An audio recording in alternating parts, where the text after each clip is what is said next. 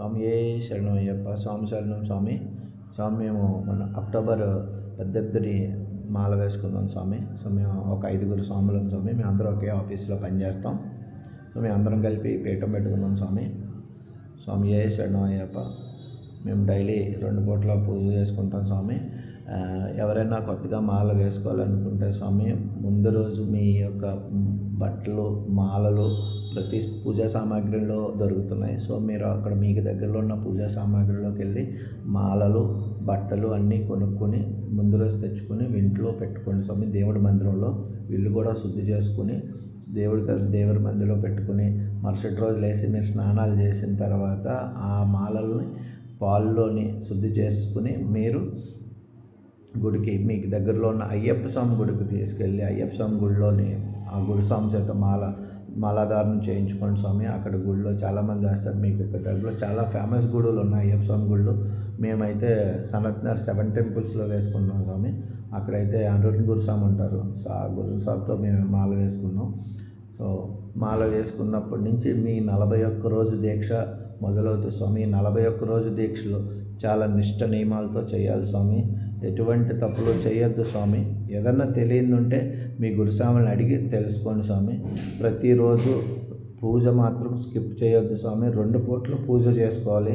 పొద్దున్న పూజ అవ్వగానే ఉదయాన్నే మీ సన్నిధానంలో పూజ అవ్వగానే మీకు దగ్గరలో ఉన్న గుడికి వెళ్ళండి స్వామి. గుడికి వెళ్ళి ఏదో ఒక గుడిలో దేవుణ్ణి దర్శించి దేవుణ్ణి నమస్కరించుకుని మీ యొక్క కోరికలు కోరుకోండి.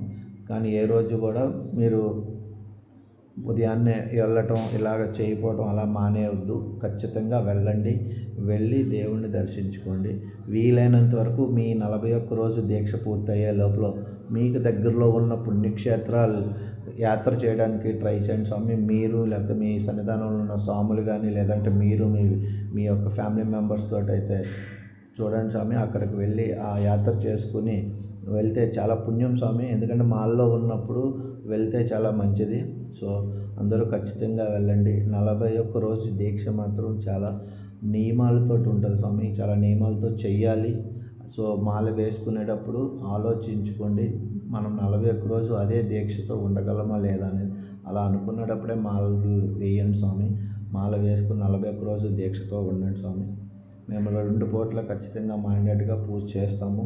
2 పూట్ల పూజ చేసుకుని ఉదయం పూట పూజ అయిన తర్వాత గుడికి వెళ్తాము. సాయంత్రం పూట మళ్ళీ పూజ చేసినప్పుడు ఏదన్నా పడి పూజ ఉంటే పడి పూజకు వెళ్తాం స్వామి. లేదంటే మా సన్నిధానంలోనే మేము అల్పాహారం చేసుకుని మేము మొత్తం 5 మాకు వచ్చిన వంటతోటి మేము వండుకునే రోజు ఏదో ఒక అల్పాహారం చేసుకుని మేము తింటాం స్వామి. లేదంటే ఏదన్నా పూజ ఎవరైనా చెప్పినా ఏదన్నా పూజ ఉంది స్వామి అంటే ఆ పూజకి వెళ్ళిపోతాం. ఆ పడి పూజకి వెళ్ళిపోయి అక్కడ మేము ఆ పడి పూజ చూసుకుని అల్పాహారం చేసుకుని మళ్ళీ మేము మా సన్నిధానానికి వచ్చేస్తాం స్వామి. స్వామి శరణం స్వామి.